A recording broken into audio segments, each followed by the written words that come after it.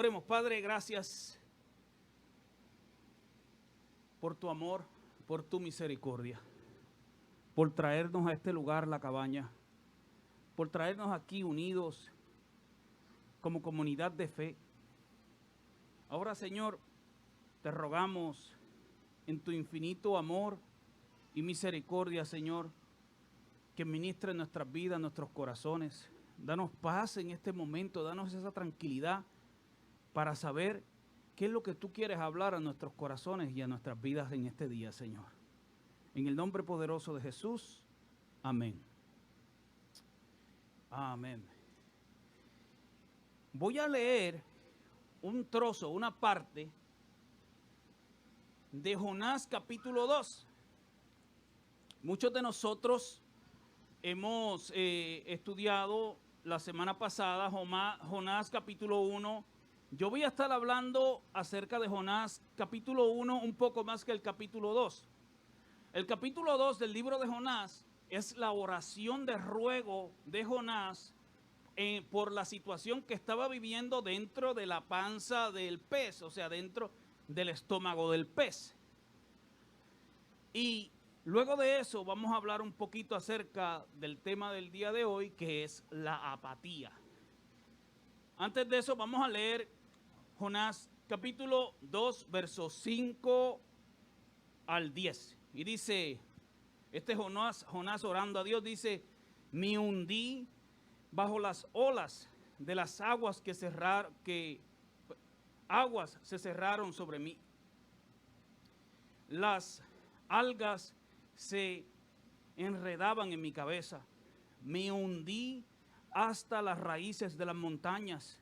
Me quedé preso en la montaña, cuyas puertas se cierran para siempre. Pero tú, oh Señor mi Dios, me arrebataste de las garras de la muerte. Cuando la vida se me acababa, recordé al Señor. Elevé mi oración sincera a ti en tu santo templo.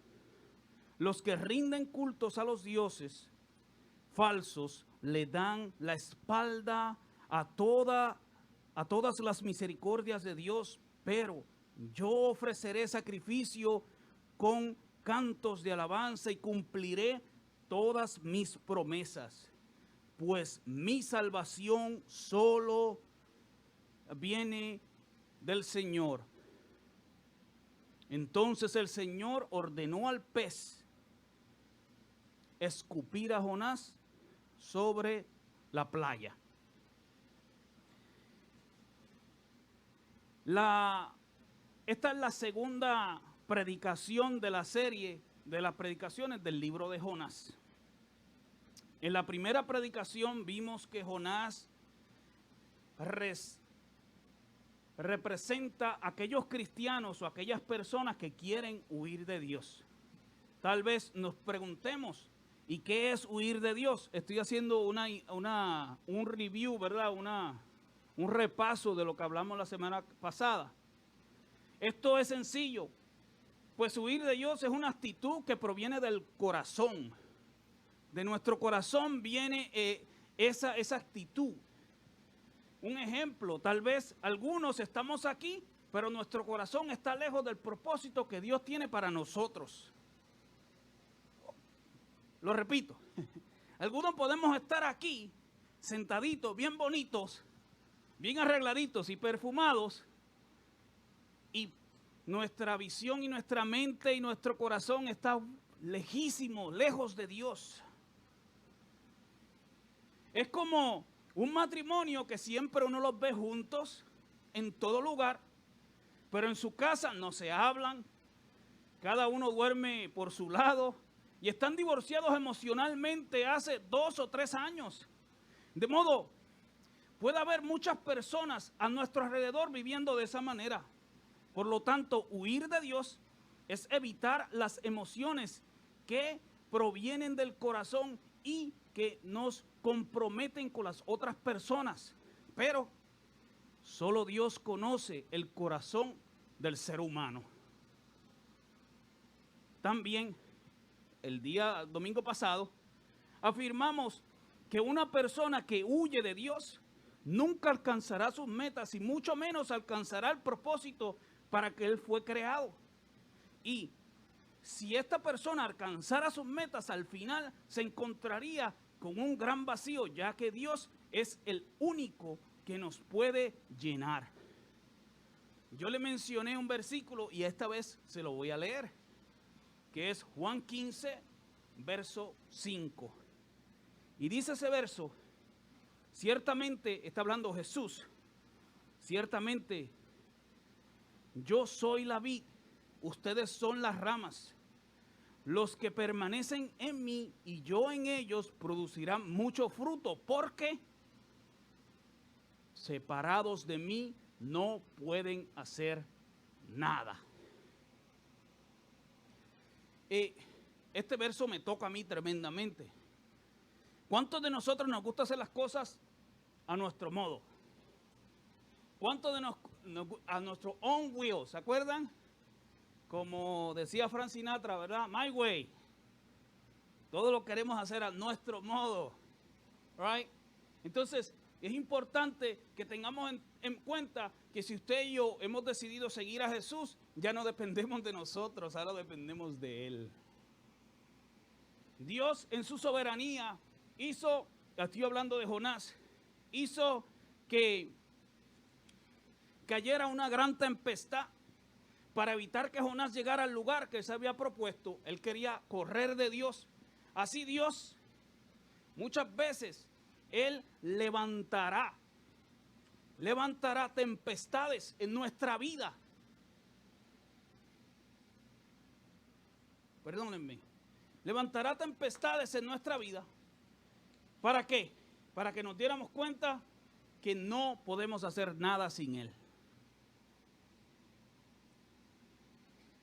Entonces, ¿cuántos de ustedes creen que Dios castiga? Muchos pueden decir, no, Dios no castiga.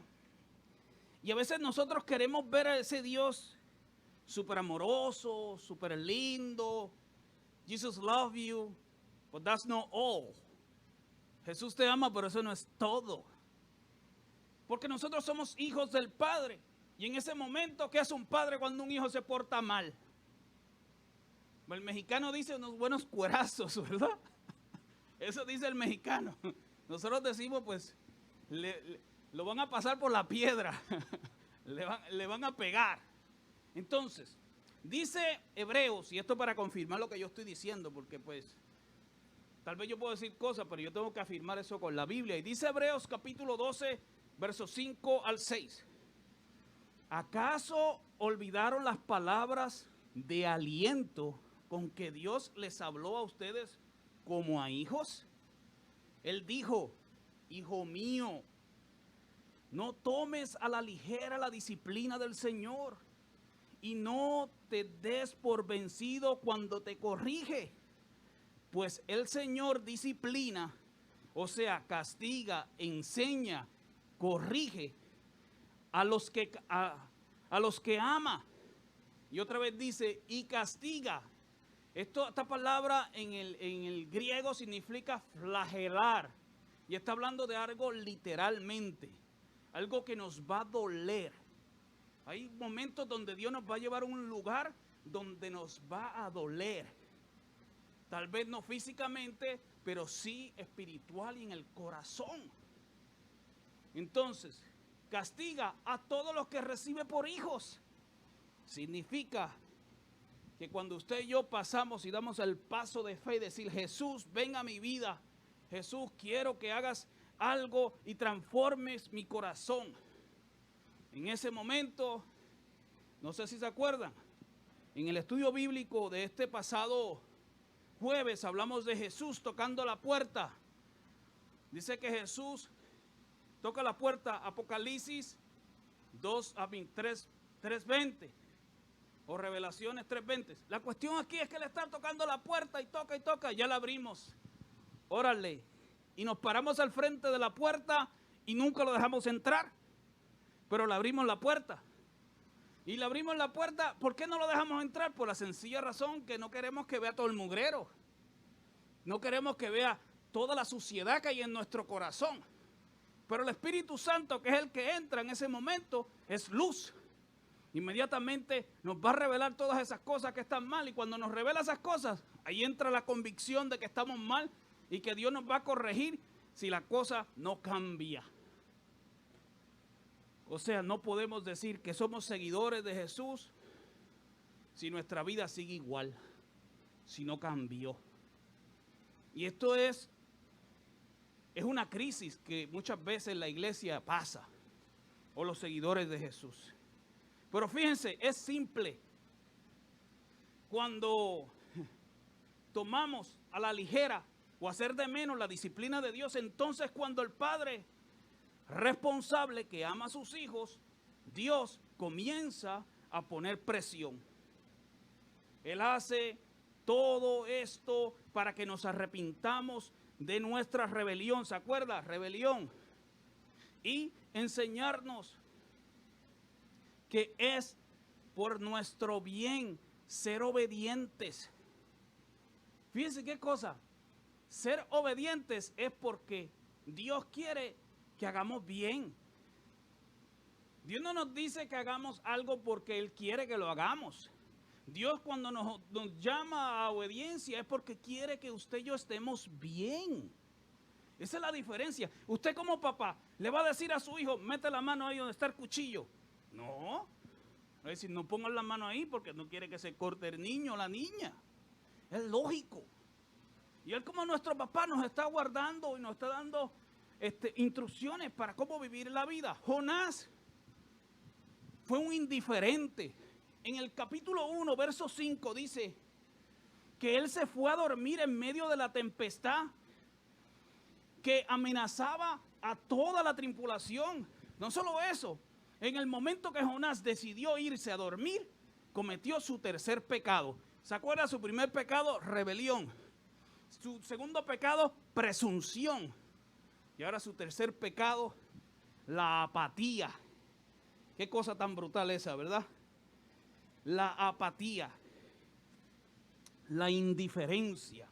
Esta indiferencia nace de un corazón desinteresado, con la más mínima preocupación por lo que sucede con los demás o con las otras personas.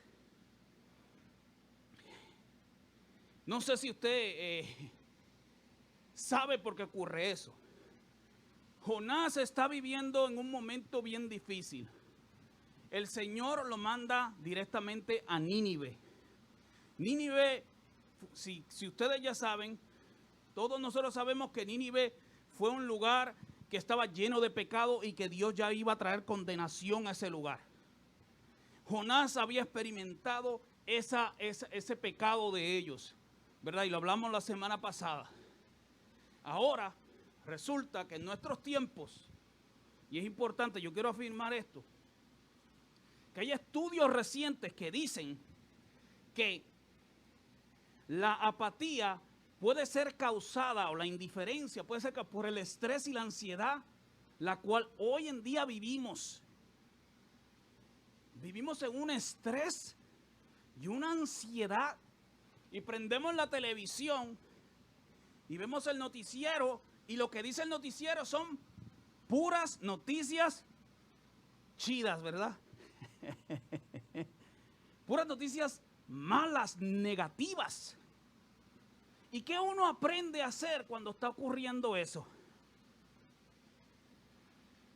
Como eso ya me está causando estrés de vivir alrededor y después ver las noticias, mataron, tiroteos, acuchillaron, entraron a un lugar y comenzaron a disparar. Y vemos eso, el odio racial. Podemos seguir añadiendo y añadiendo. ¿Tú sabes lo que hace? Hay algo que nosotros tenemos, que comenzamos a darle shutdown, ¿verdad? A cerrar eso, ¡boom! ¿Y qué pasa? También ahí se van todos los sentimientos que nos hacen ver o nos hacen actuar de una manera simpática. ¿Ves? Ya no somos empáticos, ahora somos antipáticos. ¿Por qué? Porque ya no tenemos ya no tenemos ningún tipo de interés en lo que los demás sienten. Y eso era lo que le estaba pasando a Jonás. Fíjense, les voy a decir algo porque se rían. ¿Están listos? Ok. Cuando pensé en Jonás que se fue a dormir, yo digo, wow, qué indiferencia tan brutal esta. ¿Cómo yo me voy a ir a dormir si todo aquí se está cayendo en canto? ¿Cómo yo me voy a dormir si viene una tormenta y va a llevarse el barco? Y pienso, wow, ¿se acuerdan los 10 mandamientos del vago? Los 10 mandamientos nosotros decimos, bueno, del vago, sí, del vago. Ustedes, pues, mexicanos tienen otras palabras para describir una persona que es perezosa. Y uno de ellos es, ama tu cama como a ti mismo. Y hay gente que se va a dormir sin preocuparse, mi hermano, mi hermana, de la gente que está sufriendo allá afuera. Hay gente que ya tiene tanta indiferencia en su corazón y no le importa nada, porque hay tanto sufrimiento que ya no quiere involucrarse. Por eso nuestro clamor siempre tiene que ser directo a Dios. Por eso Jonás tenía que pasar por esa situación tan difícil que se lo tragó un pez. Dice los estudiosos que murió. Y Dios de la muerte lo rescató para que llevara ese mensaje. Mi hermano, mi hermana, hay cosas que tienen que morir en nosotros para que Dios nos saque de donde estamos. Y somos nosotros mismos que mantenemos vivo eso que está encadenándonos y llenándonos y llevándonos a la panza del pez. Amén. Aleluya. ¿Están conmigo? Entonces, qué tristeza saber que el mundo está atravesando por grandes problemas y muchos de nosotros los cristianos, como dije, estamos durmiendo sin que nos importara nada.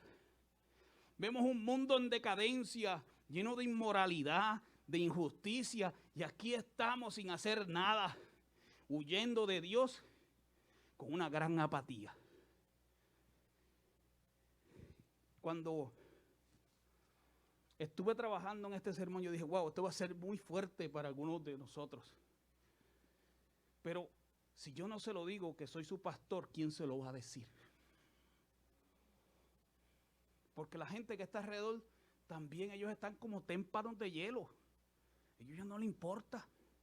Viven una vida de esa manera. ¿Cuántas veces le has hablado a una persona o a tu vecino de Jesús? Y cuando digo eso, mucha gente dice, no, es que me tengo que preparar. Es que me tienen que dar una clase para poder hablar de Jesús y tocar la puerta del vecino. Mire, yo no estoy hablando de eso. Cuando digo Jesús, no estoy hablando del Jesús de la Biblia, sino el Jesús de la historia.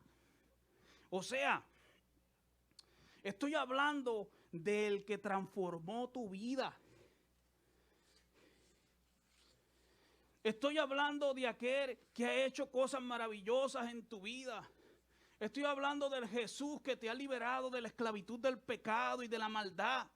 Es decir, del Jesús que te acompaña y me acompaña, que me ama, que nos ama y que nos llena de gozo. ¿Qué diferencia hay en eso? Hay una gran diferencia cuando compartimos no el Jesús que aprendimos, sino el Jesús que está conmigo. Mira, hay una canción, ¿se acuerdan? Tú Jesús divino, que escribí hace un tiempo. Hay algo que yo digo y muchas veces la gente no lo capta, ¿verdad? Y es que tú estás allá arriba, pero a la misma vez conmigo. Dios es rey, Dios es todopoderoso, pero a la misma vez se hizo hombre y quiere acompañarnos y nos está acompañando todos los días y a veces no nos damos cuenta. Entonces, aquí va otra pregunta. ¿Tus vecinos saben que tú eres fiel creyente de Jesús? Bueno, se me vino a la mente una loquera, ¿verdad? Y pienso que un esposo no le diga a su esposa que está yendo los domingos a la iglesia. ¿Verdad? ¿Dónde fuiste? No, allá con unos amigos. Eso le llaman los cristianos de la secreta. Hay una película tremenda dominicana, se la recomiendo. Cristianos de la secreta, están ellos bien secreteados. y andan con un bolso de basura aquí en el bolsillo y la Biblia aquí. Ya cuando pasan 3 cuadras, sacan el bolso y meten la Biblia dentro del bolso y siguen por ahí como si tuviesen un bolso de basura. Porque son cristianos de la secreta. Ser cristiano es algo de todos los días, no solo los domingos, eso se sabe. Podemos seguir siendo apáticos. Perdón, no podemos seguir siendo apáticos. Tenemos que dejar de dormir y comenzar a trabajar para el Señor. Vuelvo y digo, trabajar para el Señor no significa que yo tenga que volverme un evangelista. Trabajar para el Señor es vivir una vida de acuerdo a lo que dice la Biblia, como tenemos que vivir. Te lo voy a hacer más fácil. Dice la Biblia, primer mandamiento, lo dice Jesús, dice, ama a Dios con todo tu corazón, con toda tu alma, ¿verdad? Y con todas tus fuerzas. Y si el segundo es semejante a ese, ama a tu prójimo como a ti mismo. A Dios le importa que tu relación con Él sea genuina, sea sincera, pero que tu relación con los demás también sea genuina y sea sincera. Ama a la gente.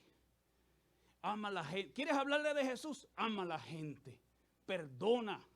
Busca la restauración. Busca que esa gente tenga liberación. Y cuando digo liberación no es sacarle el chamuco. Es hablarle del Jesús que lo saca. Amén. Es presentárselo a través de nuestros actos y nuestro ejemplo. No es sencillo, mi hermano, mi hermana.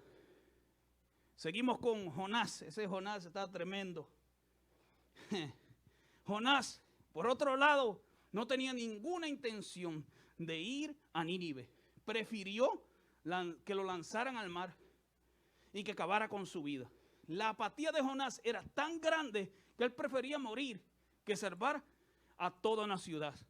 Pero escuche esto, Dios en su amor y misericordia le da una segunda oportunidad a Jonás. Amados, amadas, todavía está en pie esa segunda oportunidad que Dios tiene para ti. Ese es el mensaje aquí. Dios quiere liberarte y sacar esa apatía de tu vida. Tenemos que dar ese paso. Entonces Dios va a tratar con nosotros hasta un cierto punto. Y si no reaccionamos y no dejamos, ¿verdad? Y no nos va a dejar de disciplinar hasta que usted y yo nos arrepintamos. ¿Usted cree que usted dejaría a un hijo perderse? ¿O una hija perderse? Aquellos que son papás. No. Dios va a dar siempre y va a estar ahí. Porque Él es fiel. Y es fiel para siempre. Y en el momento que usted decide seguir a Jesús, es el momento que Dios, vente, hijito, y ya no te voy a dejar. Y va a llegar un momento que Dios siempre va a poner presión a ti y me va a poner presión a mí. Miren, dice en el capítulo 1 que Dios tenía preparado un pez para Jonás, el cual se lo tragó. Pero allí Dios lo dejó. Y lo dejó allí hasta que se arrepintiera y reconociera que se equivocó al no obedecer a Dios.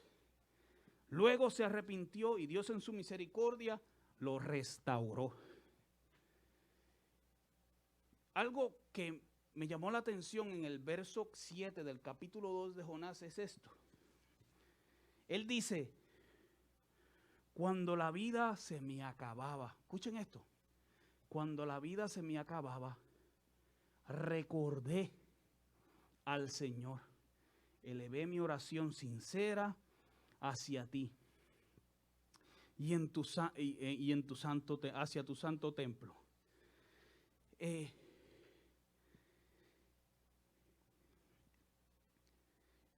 Yo no he experimentado en mi vida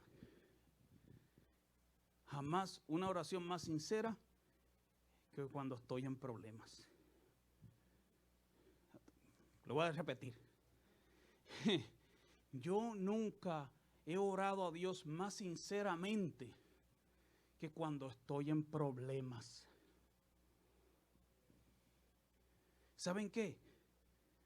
Si estás en problemas, si tienes una situación difícil en tu vida, este es el momento. Este es el momento. Porque no crean, Jonás no estaba preparado para ir a Nínive. Pero ¿saben qué? El problema lo estaba preparando, mi hermano. La situación en tu vida te está preparando. Y de eso se trata. No podemos ser indiferentes al dolor de los demás. Miren, ¿qué tanto estamos esperando para arrepentirnos y obedecer al Dios que nos ha llamado? Y le digo, Dios está llamando a hombres y mujeres, a jóvenes que están aquí sentados, a jovencitas, para que sean valientes y sean fervientes para seguir a Dios. En este día Dios nos invita a ser sensibles al dolor de los demás y acompañarles con el amor de Dios. Dios también nos dice, basta de la apatía y de la indiferencia. Hay mucha gente por ahí que nos está esperando a ti y a mí para que podamos hablarle de Jesús y acompañarlos. ¿Quién no sufre? ¿Quién no sufre? Y esa es la cosa. A veces somos tan insensibles, y se lo digo con el corazón en la mano, porque pienso en tantas personas que han hablado conmigo con problemas. Pero ¿saben qué? Dios me acompañó. Tuve gente que me acompañó en mi proceso de vida y todavía me acompañan. Aprovechemos la oportunidad que tenemos hoy de acompañar a otros.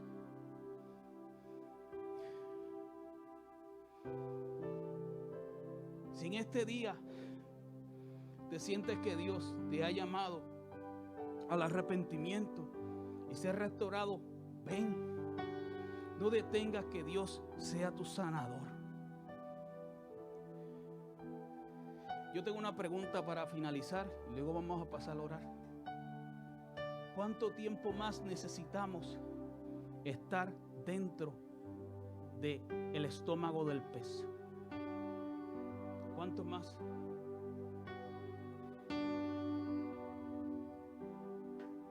Yo quiero aprovechar este momento para decirle que hay un Dios que lo ama.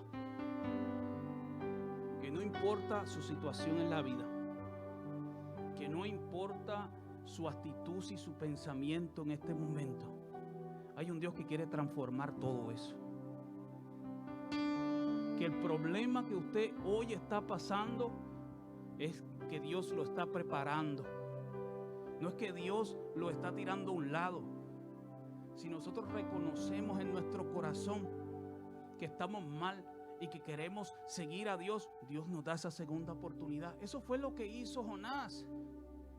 Jonás prefirió primero ser muerto, pero luego dice que se recordó.